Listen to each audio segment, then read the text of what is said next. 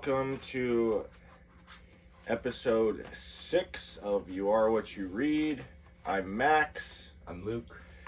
And we are back with Become What You Are by Alan Watts, reading chapter 6, The Lightness of Touch.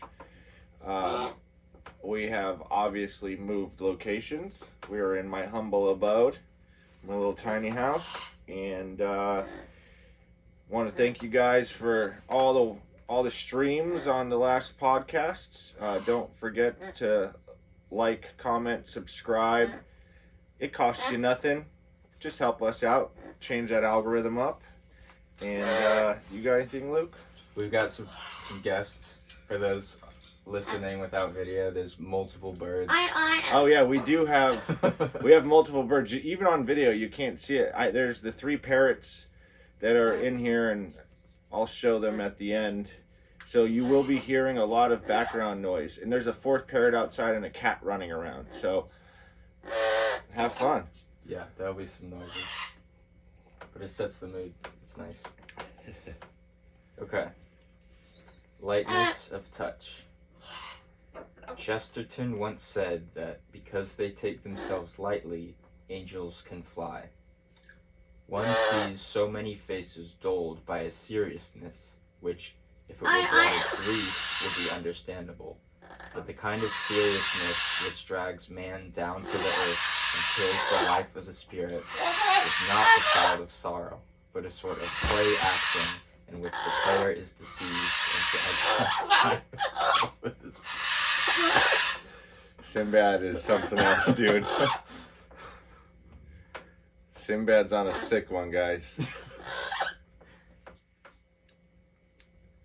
There's a seriousness. Yeah. Okay, but the kind of seriousness which drags man down to the earth and kills the life of the spirit is not the child of sorrow, but of a sort of play acting in which the player is deceived into identifying himself with his parts. There is a seriousness in the play of children, but even this is different, for the child is aware that it is only playing, and its seriousness is an indirect form of fun. But this seriousness becomes a vice in the adult, because he makes a religion of the game, so identifying himself with his part or position in life that he fears to lose it. This is especially so when the unenlightened man attains to any degree of responsibility. He develops a heaviness of touch, a lack of abandon, a stiffness which indicates that he is using his dignity as stilts to keep his head above adversity. His trouble is that instead of playing his part plays him and makes him the laughingstock of all who see through his guise. Hold, please.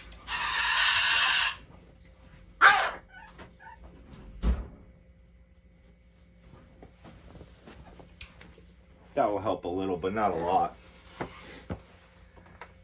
The message of the Eastern wisdom is that the forms of life are Maya, and therefore profoundly lacking in seriousness from the viewpoint of reality. For the world of form and illusion, which the majority take to be the real world, is none other than the play of the spirit, or as the Hindus have called it, the dance of Shiva. He is enlightened who joins in this play, knowing it as play. For man suffers only because he takes seriously what the gods made for fun. Thus man only becomes man when he loses the god's sense of levity. For the gods, or Buddhas, or what you will, are simply our own innermost essence, and this could shatter the universe to nothingness in a moment if it willed. But it does not, and it keeps the worlds moving for the divine purpose of play, because, like a musician, it is a creator, and delights in the fashioning of a rhythm and a melody. To play with it is therefore not a duty but a joy, and he who does not see it as a joy can neither do it nor understand it. Wow. And the next chapter is Birds in the Sky, so I think we have to do that one here as well. We will absolutely have to do that one in here. Yeah, that was a really good chapter. I feel like it, in some ways, diverted from what a lot of the previous chapters have been, but it builds upon it. Because Absolutely. to be able to, a lot of it is about disassociating from the roles we play and all this stuff in the previous chapters, and this kind of takes it into the specific realm of taking oneself seriously, taking material things, the responsibilities, this kind of stuff, taking it too seriously. Absolutely. And that's something that I've worked on for a long time, is not treating my everyday life as a religion and making it so orthodox in a sense that it's routine in and out, but working on that inner self to know that whatever I am doing is done with the essence of God, because that's what I am. Whether I'm making a mistake or I'm making a triumph, whether I'm excelling or falling down, whatever the case may be, that I'm exactly where I am and what I am for a very exact reason, and it's done through the self-enhancement, the self-realization of me, and getting in tune with that inner piece of consciousness that is God, knowing that just exists within me, so it can't be eliminated. So no matter what I do exteriorly, that's going to always be the constant. So everything that I'm doing religiously and kind of making sure that I'm doing it in and out, in and out, in and out, and perfectly right is usually because of a lack of understanding or a misunderstanding of something that's going on within myself, where I feel like I have to do this to an exact point to achieve a specific result, instead of just having the faith and understanding that it's going to happen, or it's going to happen no matter what I do. And even taking yourself, me taking myself too seriously can be part of that process. If you go through life doing, wearing the stilts, thinking you're above adversity, all this stuff that he was talking about, and then you hit that inevitable adversity. That can be a humbling experience. It can be a learning process if you allow it to be so. Absolutely. And I have the prime example of how I remove myself from myself and see that where I'm at is with these creatures that I have around me at all times. Is I try to do something so exactly on point to train each one of these parrots, but the same mechanism doesn't work for each and every parrot. They're different parrots. I have to rely on faith that what I'm instinctually doing through the communication through God to be able to communicate with this animal that doesn't speak my language, doesn't have hands, is completely foreign genetically foreign space. Their genetics say that they want to be free, they want to be flying, they want to be in the treetops, they want to be in a flock. So I've created a little flock here to give them that sense, but they're all different birds. And keeping them happy and content to where we got this one, the newest one, just chatting away. And perfectly comfortable. She's only been here for 96 hours.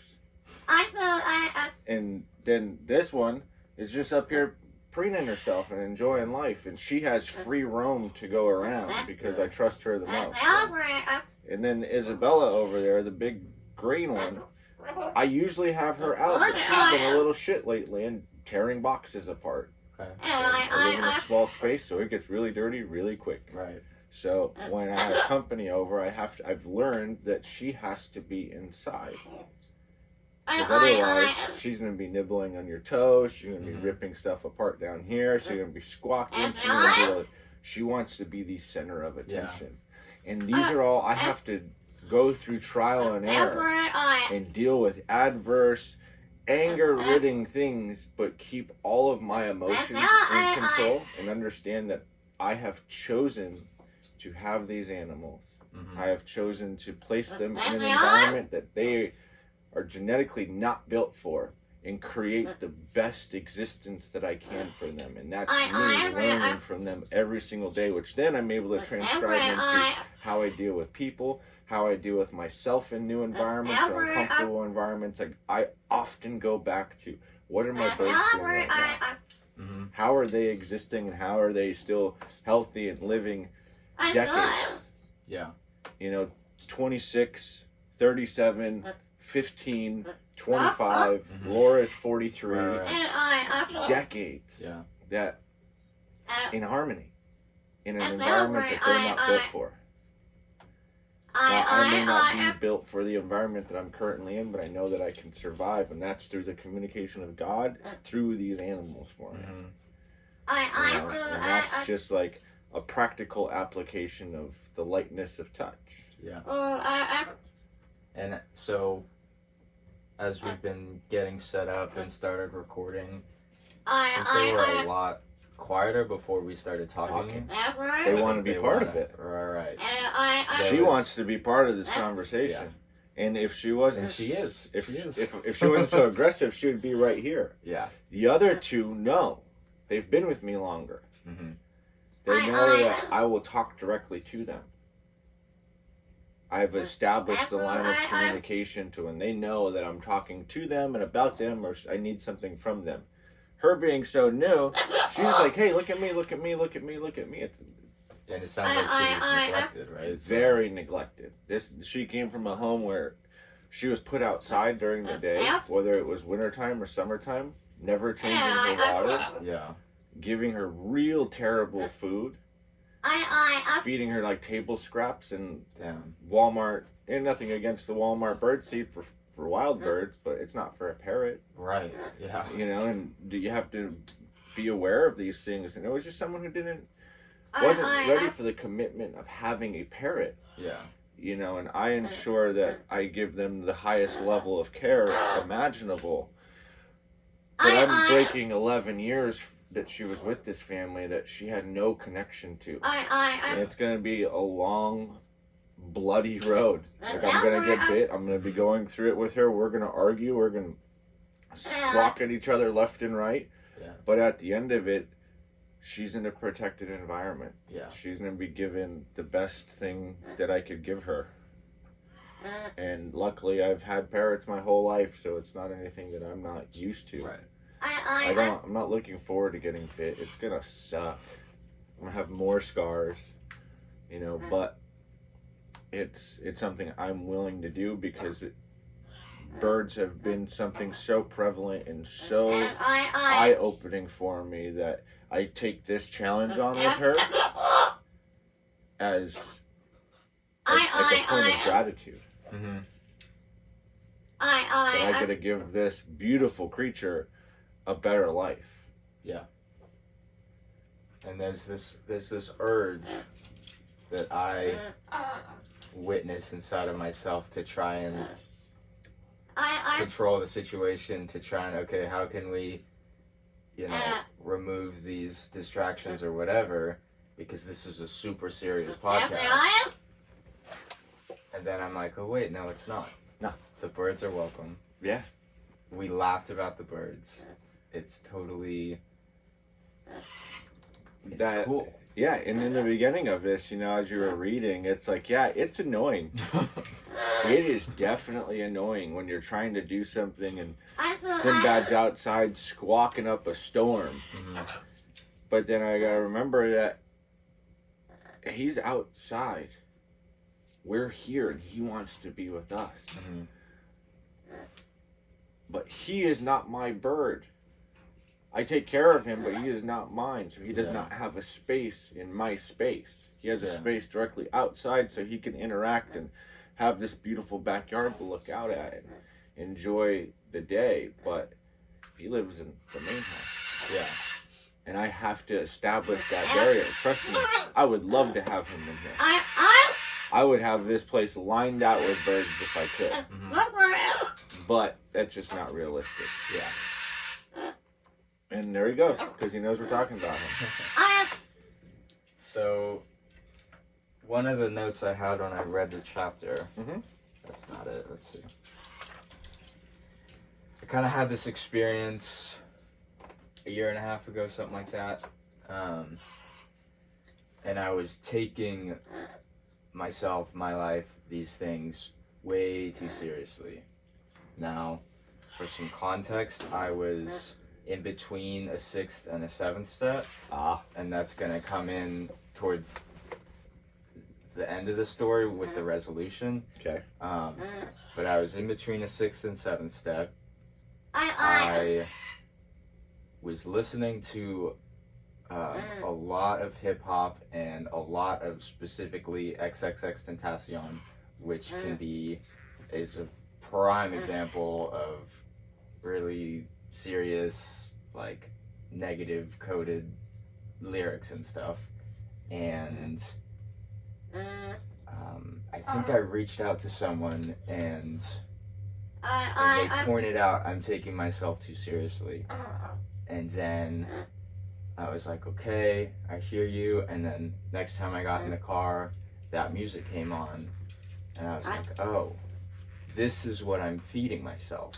And so this is what I'm becoming, right? This super serious, right? And the reality is there are things in life that happen that are really serious, that are really scary, that are really painful, but I probably don't need to drown myself in that.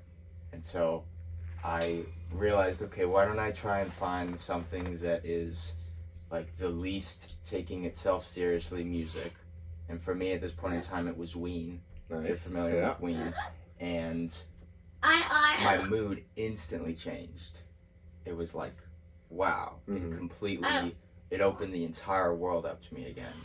And ever since then, I've really been mindful of what I'm feeding myself in that realm. I'm a musician, and so I think I'm really thoughtful about music. I'm really sensitive to music in the way that it impacts my mood, and I think lots of people are. And then to get to that 7th step and realize that, okay, I can relieve myself of this seriousness. Pray to God, help me not take myself so seriously. Help me not be so afraid. These sort of things. And that was really what I first thought about when I read this. And I was like, okay, I need to talk about that, because that's like a prime example of what he's talking about, how I got through that process and resolved some of those things. It ties in with the name of the podcast. I was feeding myself this really painful stuff. Yeah. And I was becoming this seriousness, and I've switched that around, and I'm more mindful, and I still listen to that stuff, but I'm not drowning in it. Yeah, you're keeping yourself aware that is somebody else's life, and not to take on their life as your own. Yeah. And their emotion as your own. As I read this the very first time, which was a few years ago, but then again previously in the week, I was sick. And this is filmed a little bit after our normal film date because I've been ill, and then there was a D&D night, so we got pushed back a little bit. But as I was reading it, it brought to mind, I'm only going to talk about 3, but there's 5 different bodies that create the human. There's the physical body, which is essentially a heap of food. This is built by food. It's built by nutrition. There's the mind body that's built by thoughts. It's just a heap of thoughts. It's all the things that influence us. Music, reading, talking to people, create different thoughts. And then the energetic body, where we start to absorb and create an energetic body developed by heaps of energy that we take from people, animals, environment, places, things. And then the 2 other are something that you don't experience in this realm, the conscious, and then omnipresent. But those 3 bodies are something that is all taken to create this essence of a human and how we live our lives so influenced by what we read, listen to, who we talk to, where we are. And we start to develop this human that isn't oneself. I take your thoughts that you created in your thought body and make it my thought body. Because I don't want to actually put in the work to have my own original thought. And this comes from being in, like, I really started to notice this being in meetings and identifying with somebody's story, but then all of a sudden that story became my story. I may have a similar experience, but that story is not my story. I can relate to it, but I was not there. And as a kid, I was so uncomfortable in my environment, at home, at school, in my neighborhood, that I would listen to people and adapt their lives to be my life. The lives that I wanted, I became. It had zero to do with me. I never lived any of those experiences. And then as I started to travel and experience more and more and more, I started to become more and more prevalent. When I would go to a new area, I was an entirely different person. I started to see the adaptation, the change, the chameleonness of my addiction, but being so comfortable in that. And it wasn't until recently, in like the last probably 2, 3 years, wherever, I started to develop just being me, living my story, relating to other stories, but allowing their thoughts to remain within their thought body and my thoughts to remain in my thought body. I can share this, but I don't have to adapt yours to fit in. And I started to fit in. I felt like I was fitting in more when I finally just became myself. And it was a lot of hard work to break that habit. But going within and, just acknowledging that and kind of going to that 6th and 7th step, that's where I really started to notice it. 2.5, 3 years ago, that's where I was in the steps. And that's where I started to notice one of my major defects was chameleonism. Being able to blend in any environment, and I still can do it very easily. A lot of time, I don't even notice it until after the fact.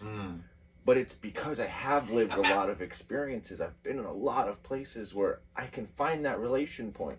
But that's not who I am. Because who I was in those places wasn't me.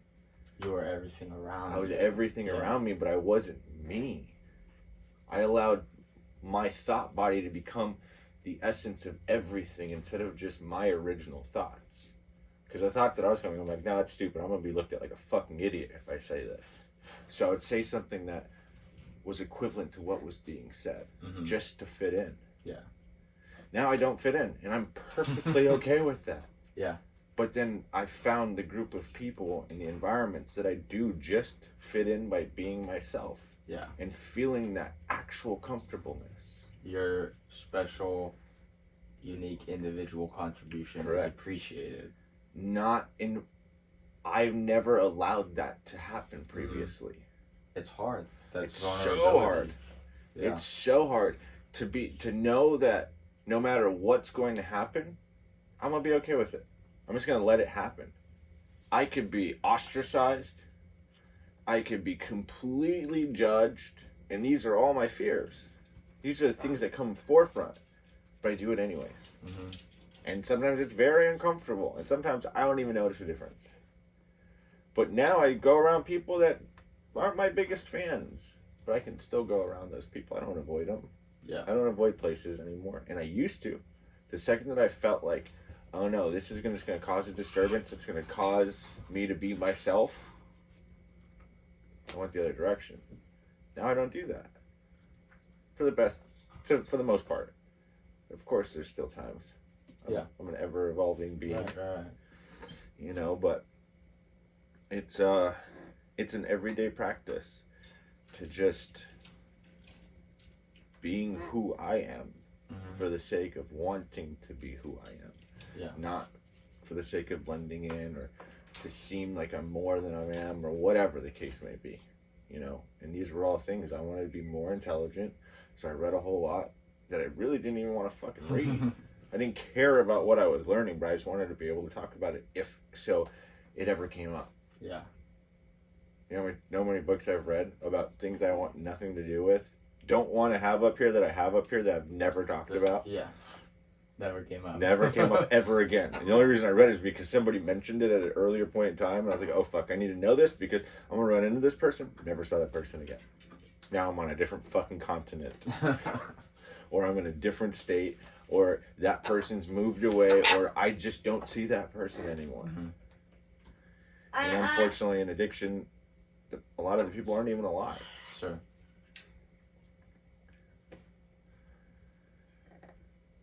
It's like that faith of, you know, everything is right with me. Mm-hmm. I'm exactly where I'm supposed to be, right? And that, again, is, all this stuff is like a practice.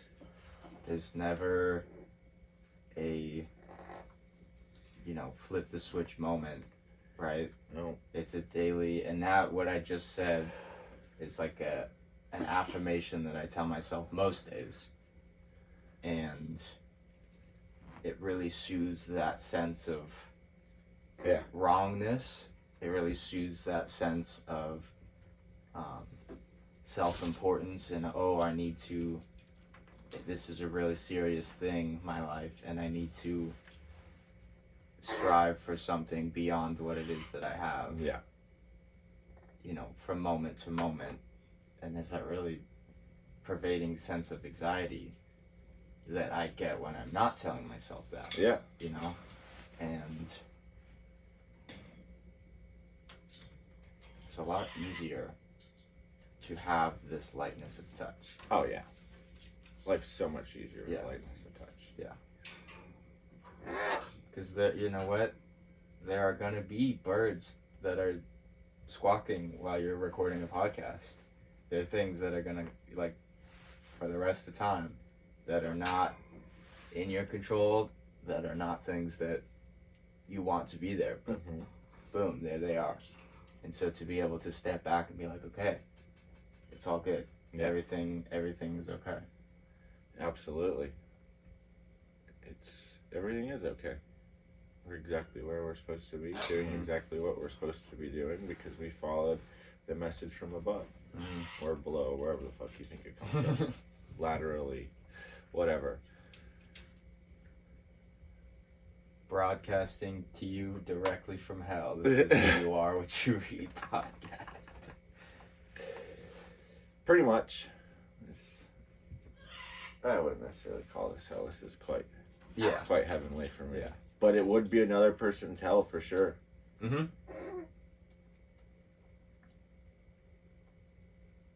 Now the birds are all calm, wrapping up, and now they're chilling. Thanks, guys. But the cat's not happy outside.